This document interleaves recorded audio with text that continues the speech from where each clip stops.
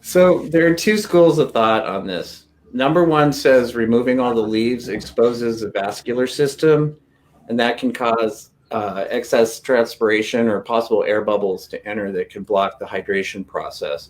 The opposing number two says that the leaves compete with the flower heads for water. In Phoenix, we vase tested them both ways and found that with the foliage or not, the vase life was not significantly affected by keeping or removing the foliage.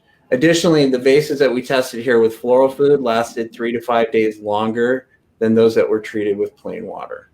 So use your flower food, guys. Good to know. Shelley, what do you think?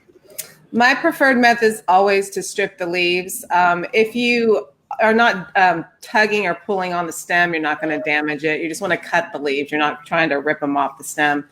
Also, it depends on how long you're using them. If you're using or cutting hydrangeas short, you definitely don't want the leaves on, because if they're in water, you don't want the leaves in water. They do better when they're shorter. Essentially, like Dave was saying, a flower head, the leaves help draw up water, but too many leaves can also put water in the leaves and not the flower.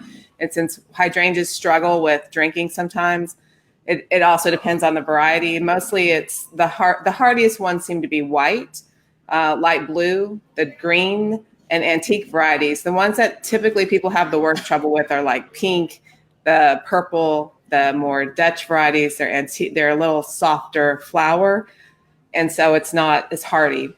So basically, you always want to try to keep the foliage off of any of those flowers. And if you're leaving them short, they're going to drink better because the stem's shorter. So you want to try to do that.